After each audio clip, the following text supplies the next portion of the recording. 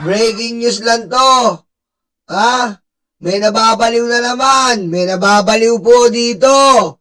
Palabasin nyo. Dalhin nyo sa mental. May nababaliw po dito.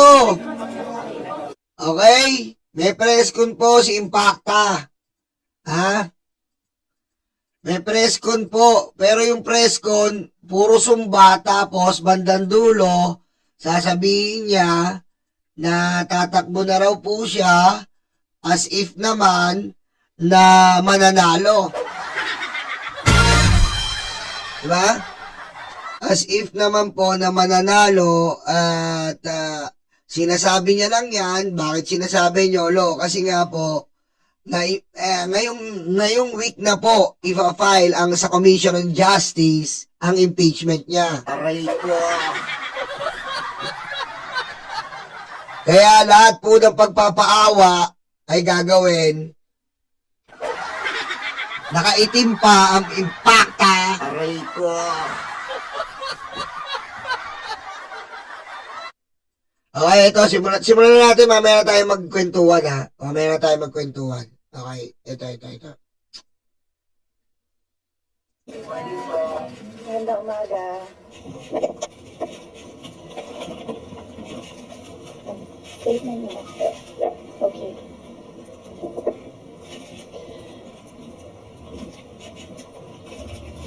Assalamualaikum warahmatullahi wabarakatuh. Madayaw, umayong adlaw, kaninyong tanan. Magandang araw sa inyo lahat. Itsura pa lang, magdanakaw na eh. Aray ko. No? Itsura pa lang, magdanakaw na po. Proverbs 19, verse 21. Uy, Proverbs 19:21.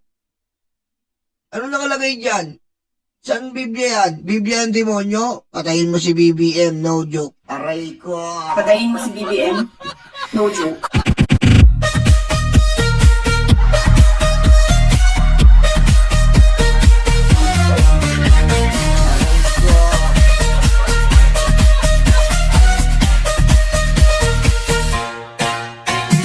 Pusang ina ka, marunong ka pala sa Biblia? Ha? Putik yung demonyo, nagbabasa ng Biblia? Putik parang ano yan? Parang sinabi mo na yung demonyo naliligo sa holy water ng swimming pool? Aray ko. Putik. Di ba naman yon? Ha? Paano nangyari yon? Demonyo nagbabasa ng Biblia? Para siya nagsashower ng holy water. Aray ko. States, many are the plans in a person's heart, but it is the Lord's purpose that prevails. Sinong Lord? Presidente ka ng demonyo. Tingnan, paano ba? Sarah, hindi nagbe-blend. Ayusin mo, hindi nagbe-blend. Nagkakalimutan tayo eh. Hindi nagbe-blend, Sarah. Nagkakalimutan tayo. Presidente ka ng demonyo. Nagkakalimutan tayo. Ngayon tayo, mahirap tayo eh. Nagkakaulyanin tayo. Sobrang pagnanakaw natin eh. Diba? Itatay mo rin, stupid ka dan sabi, ikaw presidente ng demonyo, anak ng weteng, oh. Bawal pumatay, sabi sa Biblia, papatay ka, patay mo yung tatlo.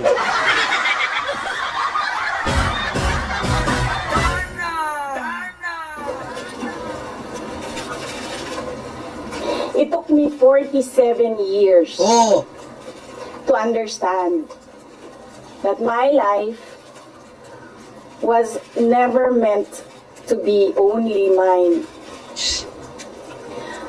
Unlike others, I may not have been born just to chase happiness. kala mo talaga anghel eh, no? Pero kumurahi si Digong, putang ina ka, matanda ka. Aray ko. Kala mo angin eh, no? Pero kung murahin yung tatay niya, tapos, para ko magbanta ng pagpatay, tanongin nyo na lang sila chika. Di ba? Ang daming drama, ang daming pa-effect, pero mamamatay tao, magnanakaw. Putek. Ano to? Ano to? Ano to? Parang ano to computer, inutil inside. Ha? Ano to computer, inutil inside? Anak ka ng po.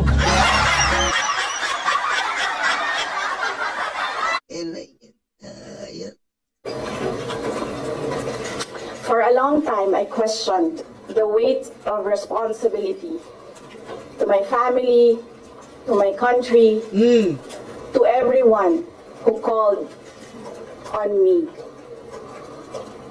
Kala mo busy, nagbumulot ka lang ng basura sa kagugubatan? Kala mo busy, men. Namumulot lang ng basura sa kagubatan, nakala niya nagtatrabaho na siya, men. Aray ko. Ano to?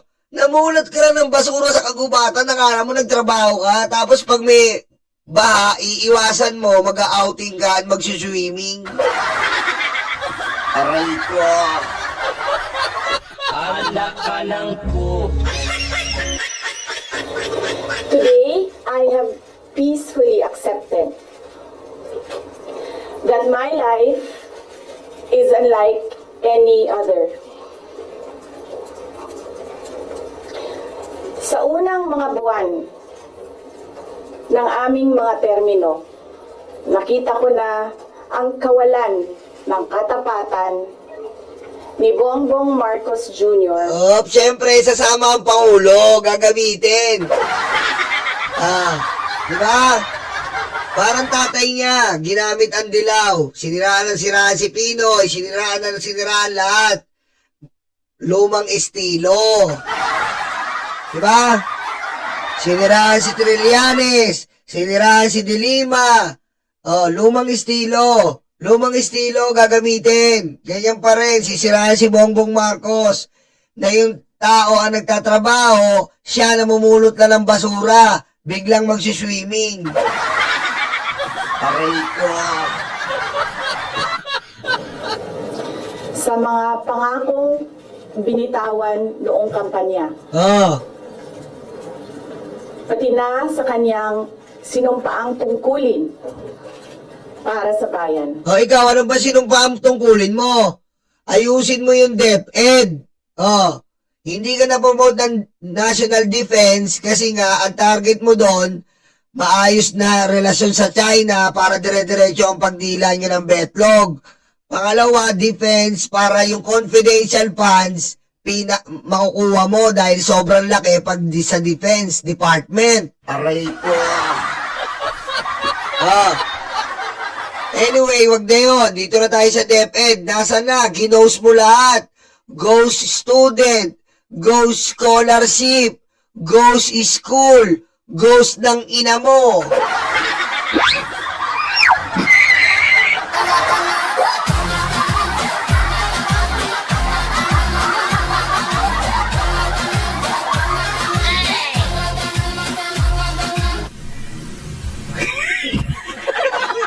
Kaya wag kang umasta na ginawa mo yung trabaho mo.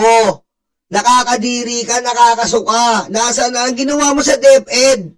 Biro mo, pinagtsagaan mo yung 15 million kung di ka ba naman patay gutom? Di ba yung AFP Youth Summit, libre? Pinatungan nyo ng 15 million? Aray ko.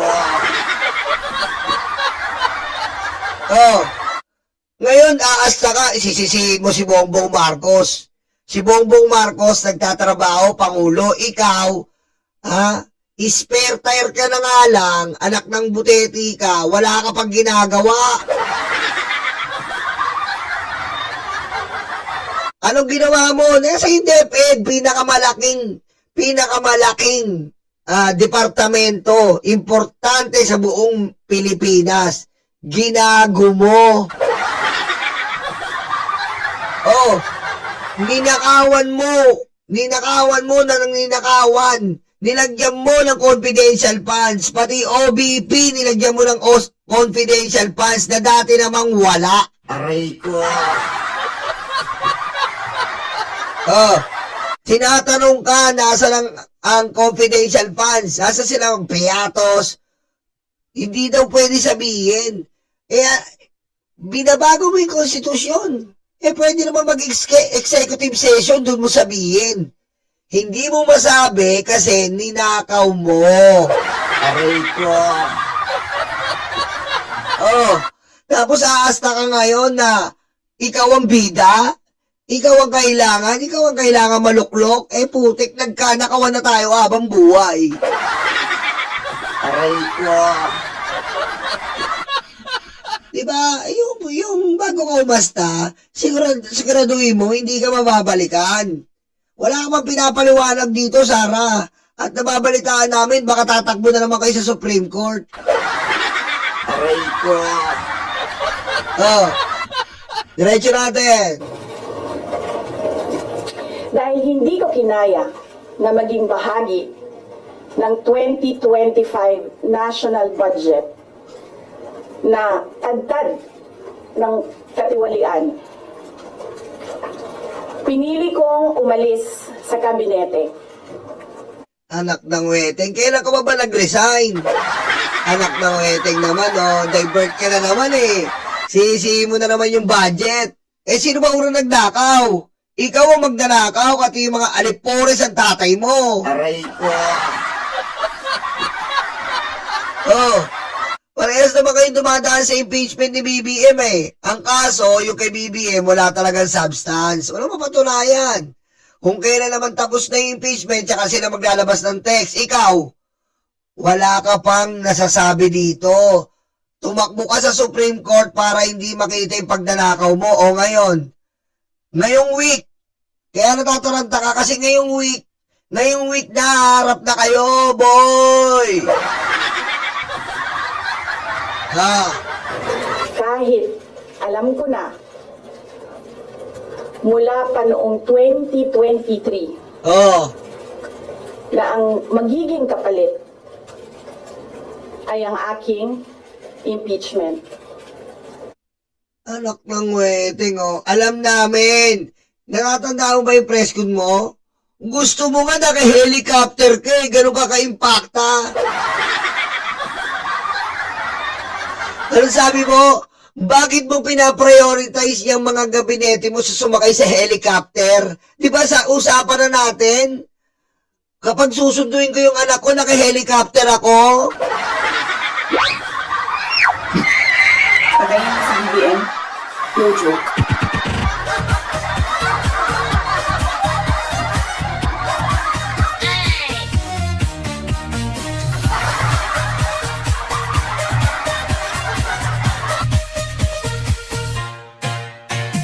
Di ba? Nakalimutan mo yon? Ha? Ang dami mong dinidemand, tapos ikaw pa maninisi ngayon? Ano sabi mo? Nangako ka BBM na kapag magkikita kami ng pamilya ko, putik, gusto mo weekly? Aray ko. Doon siya galit inamin yan Inamin niya noon sa isang press con, doon siya isa sa mga nagalit. Ngayon niya na lang ginadagdag to. Dinadagdag niya na lang to, pero unang nagalit yan sa helicopter. Doon siya umugot. Dahil gusto niya, every weekly, hatid siya nung presidential helicopter, doon, susunduin lang yung anak niya.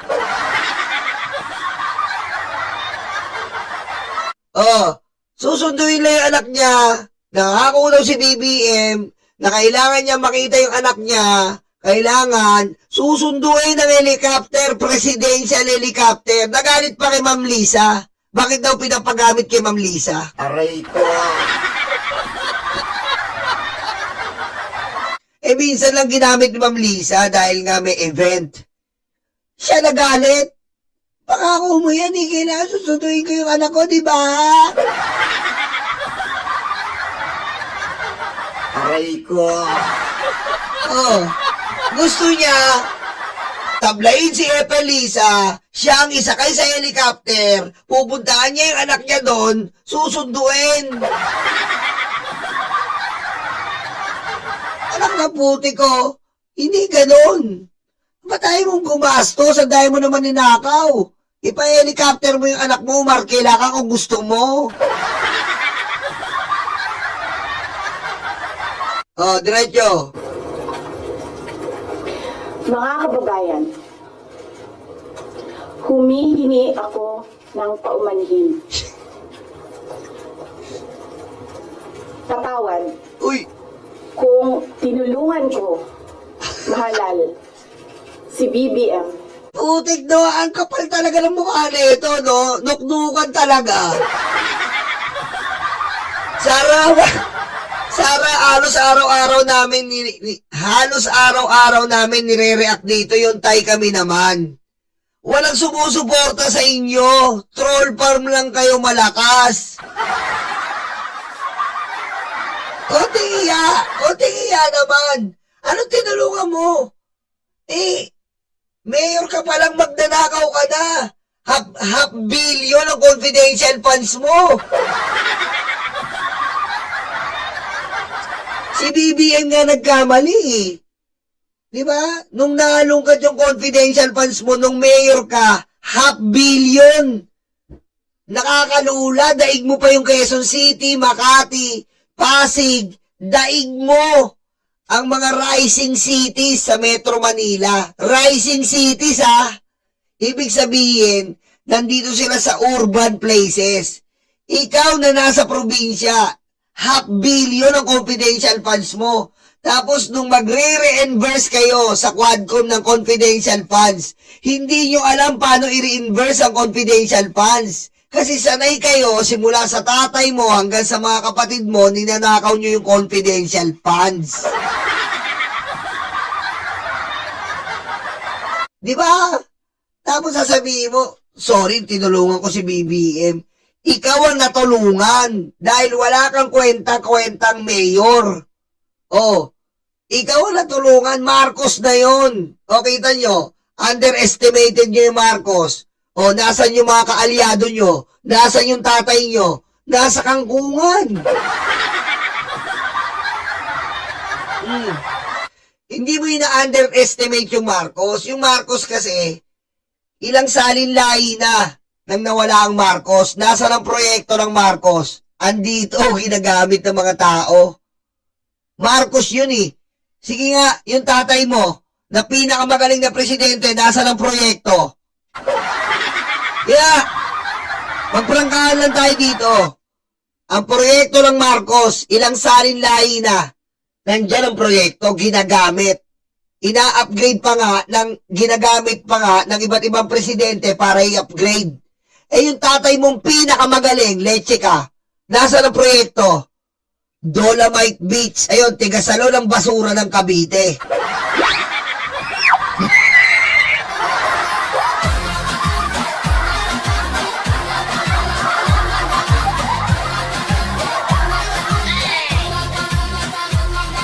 Oh. Asan? 'Di ba? Ano tayo, bilangan tayo, ano ka eh, mapangtuos kang babae kang diablo ko eh. Oh. Mapangtuos ka eh. O sige, magbilangan tayo. Oh. Hindi mo ina-underestimate ang Marcos. Yan mahirap sa inyo, ina-underestimate nyo, weak president, bangag. O, nasan? Oh. Sino ngayon ang sabog na sabog? Asan? Kayo ang sabog na sabog ngayon. Bakit? Nasaan? Nasaan yung tatay mo? Oh, kung pinakamagaling yung tatay mo, hindi niya napagdaan-daan yung ICC niya. Di ba problemado nga, umaamin si Harry Roque tsaka si Sal Panelo, problemado si Digong sa ICC. Sa sobrang problemado niya, umalis tayo sa ICC. Bobo pala. Hindi niya alam, hindi niya binasa yung rules ng ICC, yung Rome Statute. Anong Rome Statute nakasulat? Na kahit umalis ka sa ICC, yung ginawa mong krimen na sakop ka ng ICC ay masasapul ka. O, sino ngayon yung weak leader? Sino ngayon? Oh, kaya kung magbibilangan tayo ng may impact, ay putik, Marcos. Pero magbibilangan tayo ng impacto, Duterte. Oh, diretso pa. bilang Pangulo ng ating bansa.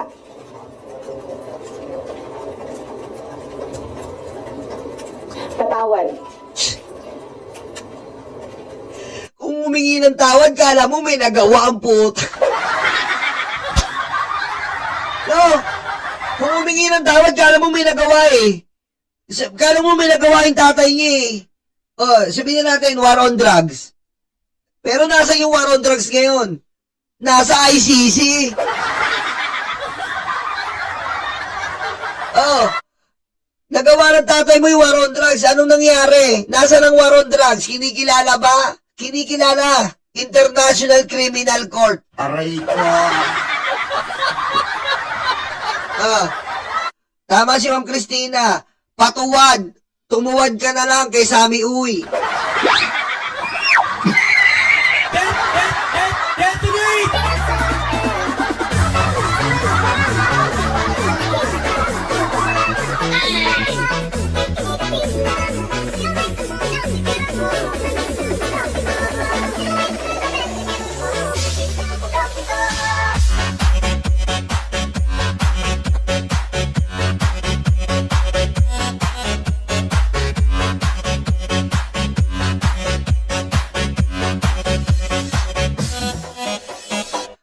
Di ba? Mag-like pala kayo. Magkakalimutan tayo eh. Mag-like muna kayo. Anak ng wetik, puro kayo chismis oh. Yung like natin oh. Mag-like kayo, anak ng butete oh. Puro. Bago kayo magpunas ng panis na laway nyo, mag-like muna kayo. Aray ko. Oh. Wala na. Nakalutang na naman eh. Nakaweteng.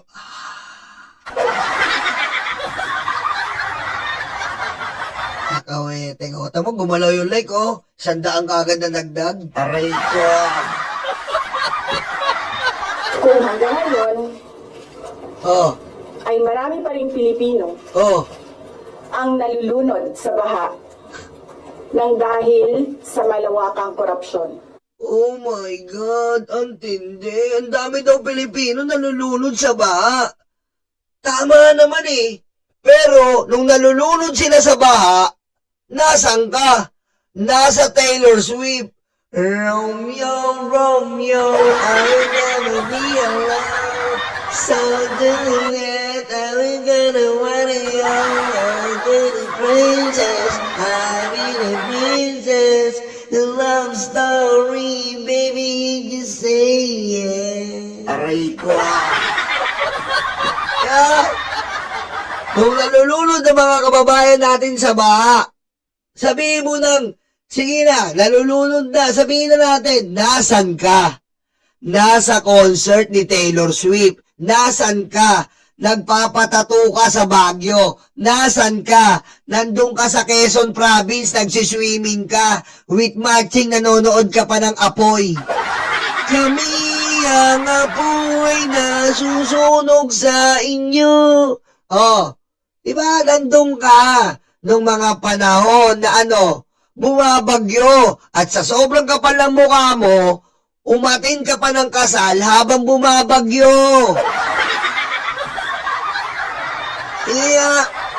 Sige nga po, nakakita na ba kayo? Amunin ko kayo mga DDS. Si Lenny kitang-kita nyo, halos malunod sa paglusong ng baha. Eto, hindi mo ba palusong ng baha to? Mandidiri yan. Tingnan nyo, humanap kayo ng video si Sarah na lumulusong sa baha. Aray ko. Humanap kayo ng video. Si BBM, ang dami, lalo na nung Yolanda. Si BBM nung Yolanda, akala mo, si BBM warrior eh. sobrang putik na putik ang taong si BBM. Eh siya, nakita mo ba? Oh, wala kayo nakita dyan. Dahil nandidiri yan. Nandidiri yan. Ganyan ang ugali niyan. Hindi siya yung parang kala nyo makabasa. Puro ka plastikan yun. Kunyari, bibili siya ng pagkain. Ganun lang kaya niya. Parang tatay niya, plastikan lang. Kunyari, kumakain ng simple. Pero yung totoong pupunta ka na, lulusungin mo yung baha, katulad ni Lenny, ni BBM, wala kang makikita ang picture niyan. Wala po. Manap kayo. Si Sara lumulusong sa hanggang bewang na baha. Wala kang makikita. Meron yan, inuutusan niya pa. Uutusan niya yung mga tao niya. Pero yan, dilulusong yan. Putik, ewan ko lang kung di naligo ng 15 beses yan pag lumusong yan. Laking ano to eh. Laking spoiled brat. Ay, brat.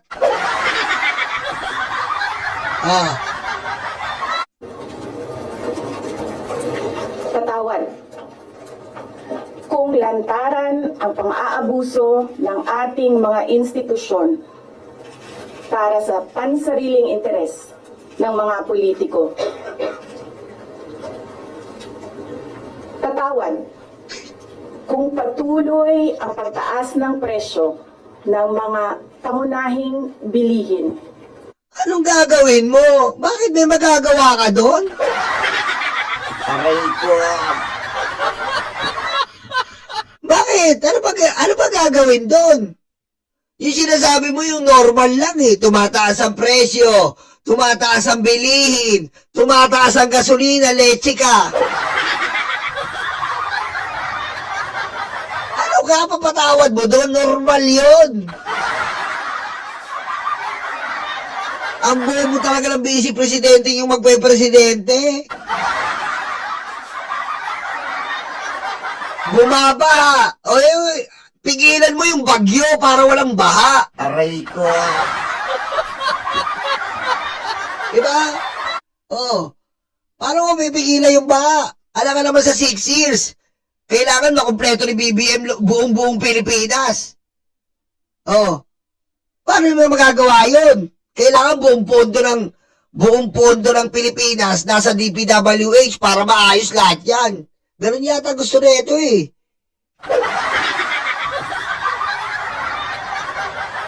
Ano pinapatawad mo? Ikaw ang humingi ng tawad sa pagnanakaw mo. Yun ang hinihintay namin. Patawad. Ninakaw ko ang confidential funds. Patawad. Habang nananatiling kapos ang kita ng bawat pamilya. O ano gagawin ni BBM?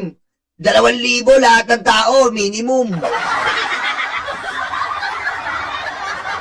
Gusto yata niya, kapos yung mga tao, o edi gawin natin 2,000. Papayag ba yung corporate sector? Bobo. Ang bobo na ito eh. Yung too good, alam mo dati yata itong networking, ino-offer niya too good to be true. Bobo ang putik. Magpatawad ka sa DepEd. Ha? Ninakawan mo yung estudyante. Pinaka nakakasuklam na krimen yun. Aray ko.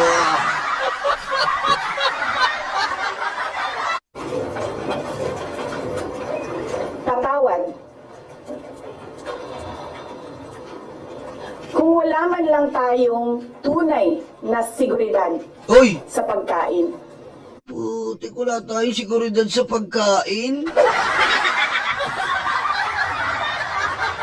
Putik, wala tayong seguridad sa pagkain. Ano ba ginawa ng tatay mo? Ha? Ano ba ginawa ng tatay mo?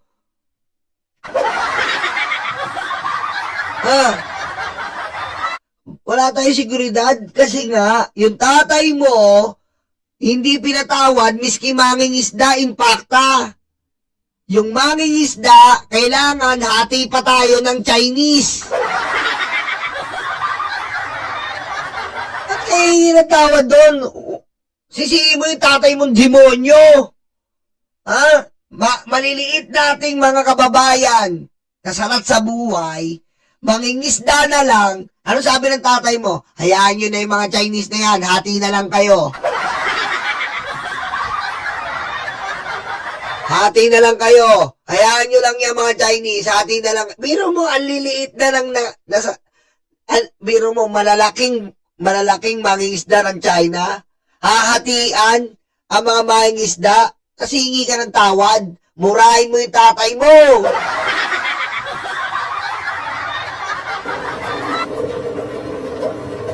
Tatawad. Oh. Kung may nagkakasakit at binabawian bigla ng buhay dahil sa kakulangan ng maayos at epektibong healthcare system. Ko, pati yung pagkakasakit, sinisisi kay BBM. Puti ka. Pati pagkakasakit. Sara, ulitin ko ulit, tatay mo. 100 million pinagmamalaki ng mga kampo ng demonyo mong DDS. Si BBM nilibre. Patuwad.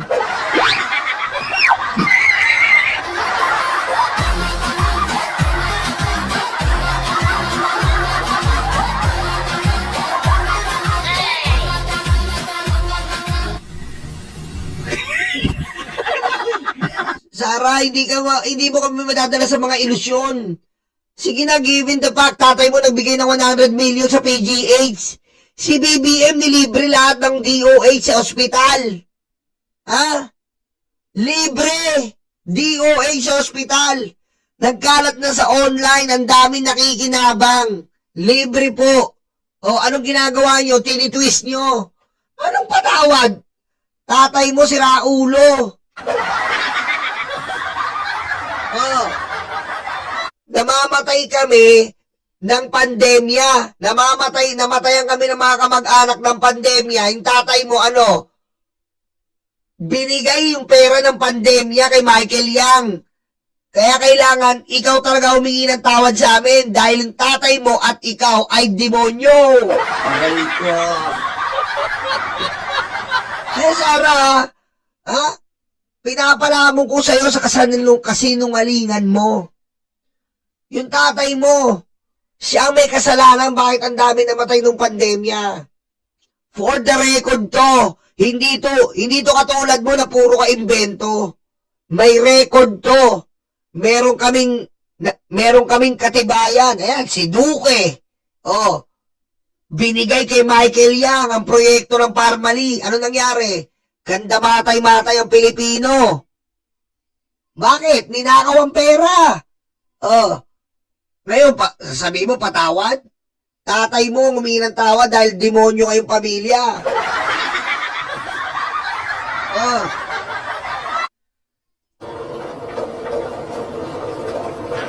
Hindi ako kailanman natakot sa pagsira nila sa pangalan ko. Ngunit, may takot ako para sa ating mga anak. Sara, nakakadiri ka. Anong takot sa anak? Ninakaw mo yung DepEd. Paano ka matatakot sa mga anak? Kung tignan mo, naging bobo yung estudyante dahil sa'yo. Bagsak. Bagsak. Sa peso. Bagsak ang estudyante sa peso. Bakit? Pinagnanakaw mo eh. Hi, Ma'am MCMLX. Thank you po sa inyo. Na-miss ko kayo ating gabi na kasi dito sa akin kapag nagla-live ka. Bira ako makajoin. Thank you po. Pinagnanakaw mo. Maiya ka sa mga anak namin. Ninakaw mo ang DepEd. May takot ako para sa susunod na henerasyon. Oh. May takot ako para sa mga kababayan nating walang bahay sa ibang bansa. Walang bahay sa ibang bansa?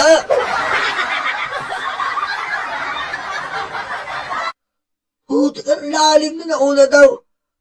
Sa susunod na henerasyon, ninakaw mo yung DepEd. Tapos natatakot daw siya walang bahay sa ibang bansa. Talagang gusto nito, maging China na yata tayo.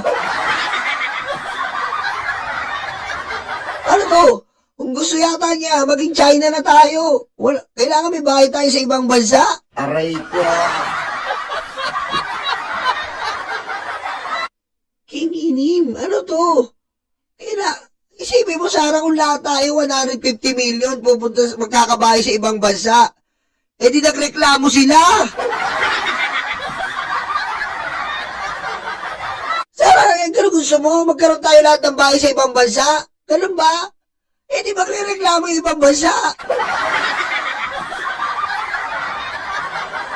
Ano gusto mo, itatakwil natin yung Pilipinas? Meron tayo bahay sa ibang bansa? Eh na naman Anong klase pag-iisip nito? Natatakot daw siya sa mga Pilipino walang bahay sa ibang bansa. Ba't kami titira sa ibang bansa? Sana hindi kami titira sa ibang bansa. Dito na kami. Aray ko. Hindi na naman talaga, hayop naman talagang mga ano nito. Walang pangalawang pasaporte, Oh, walang ibang matatakbuhan, kundi ang Pilipinas.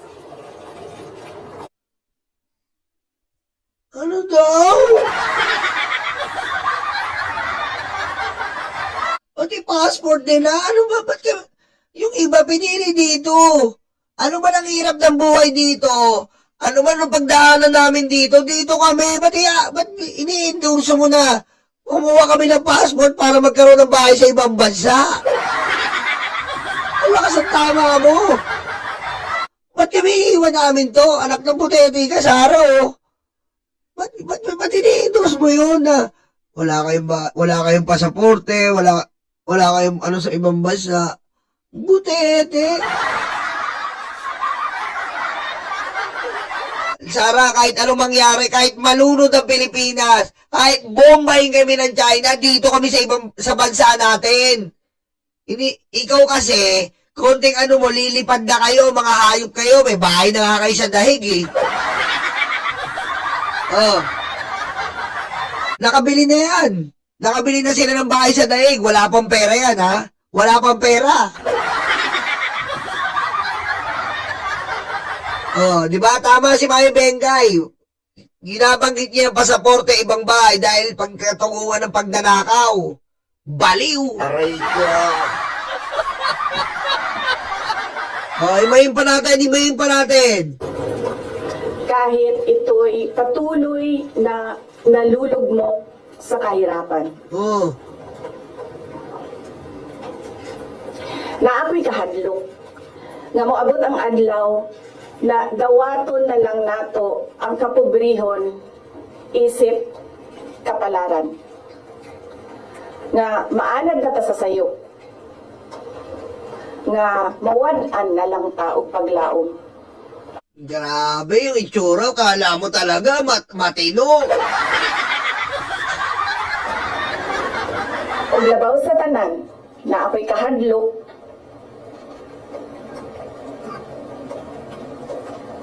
nga moabot ang adlaw, nga wala na tay Pilipinas, nga ikahatag sa atong mga anak. Mawawala na pala yung Pilipinas. Wala na maipapamana daw sa mga anak. Wala nang Pilipinas. Mga ano talaga, no? Ini-endorso talaga ng mga Duterte. Mawala yung Pilipinas. Maging probinsya yata talaga ng China. Hayop, no? Pero hindi ko malaman nyo, mawala na yung Pilipinas, no? Paano kayo mawawala yung Pilipinas?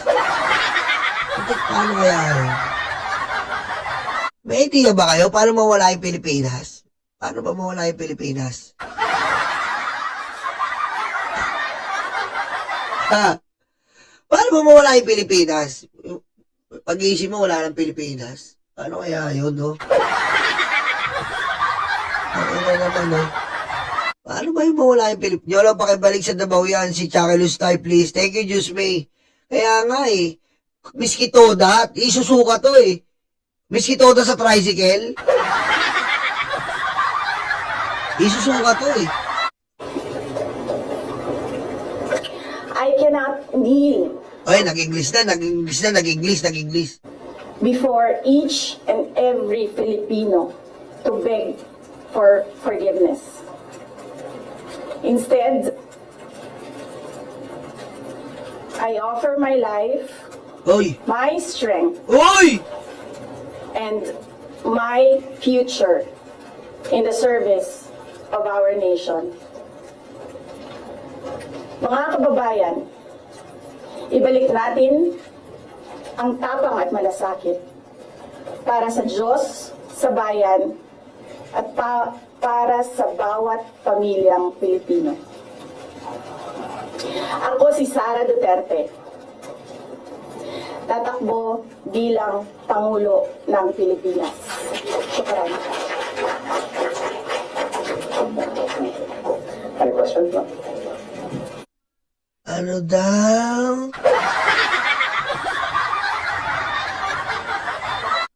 Tatakbo daw bilang presidente? Anak ng butete, patay tayo dyan.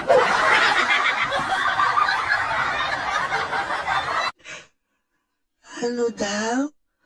May bago ba?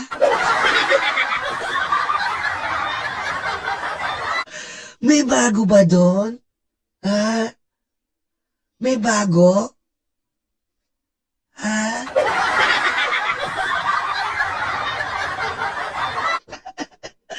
Ganito kasi yan. Ba't niya sinasabi yan?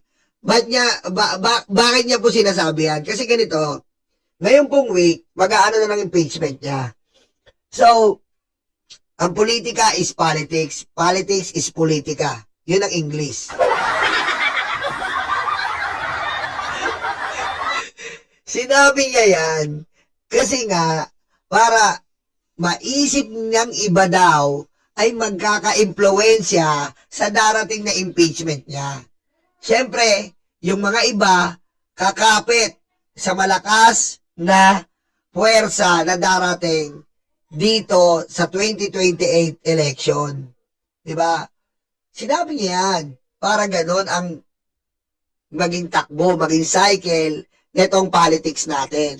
Yung ibang congressman, yung ibang senador, aalagaan siya. Yun ang akala mo.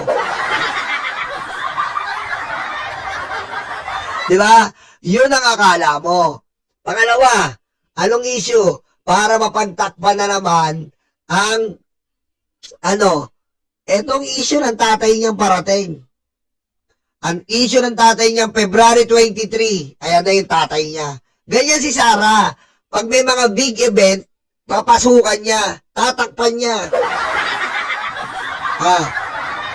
Sabi ko sa inyo, uuli na natin yung stiro nito eh.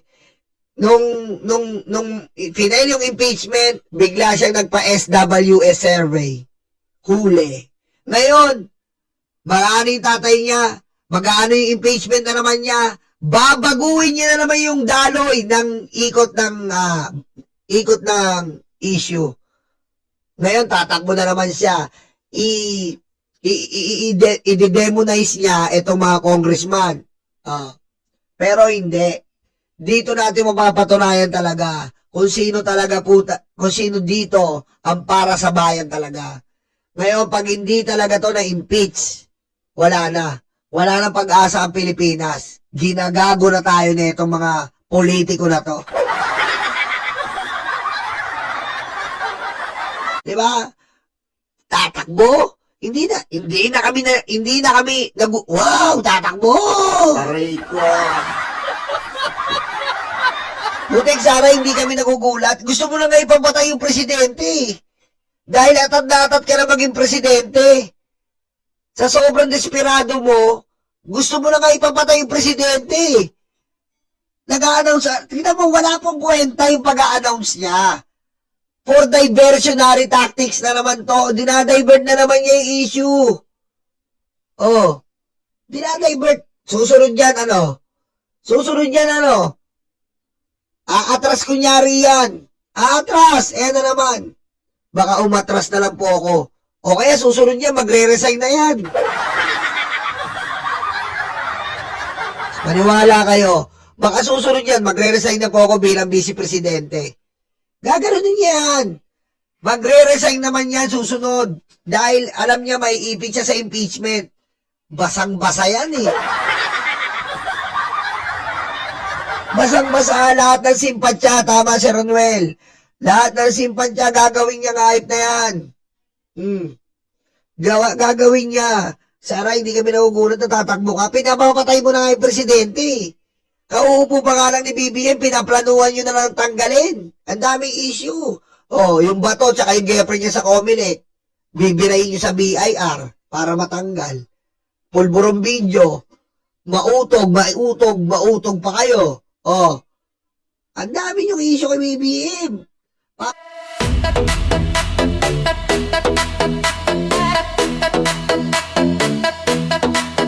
Takot na ang mga aso, dumarating ang mga kaso. Sila ay sinusundo na, dadalhin sa tatay nila. Aray waranto, takbo na bato, takbo na bato, takbo na bato.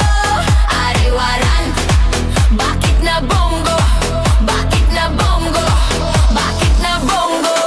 Aray waranto, takbo na bato, takbo na bato, takbo na bato. Aray waranto, bakit na bongo, bakit na bongo, bakit na bongo.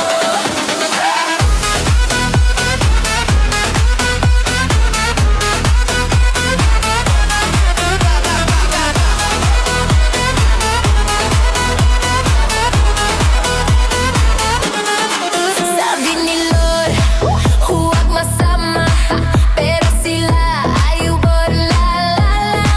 nalalapit na silang masira. Ay nagkarma, ay nagkarma. Aray waranto, takbo na bato, takbo na bato, takbo na bato. Aray waranto, bakit na bongo, bakit na bango, bakit na bongo. Aray waranto, takbo na bato, takbo na bato, takbo na bato. Aray waranto, bakit na bongo, bakit na bongo, bakit na bongo.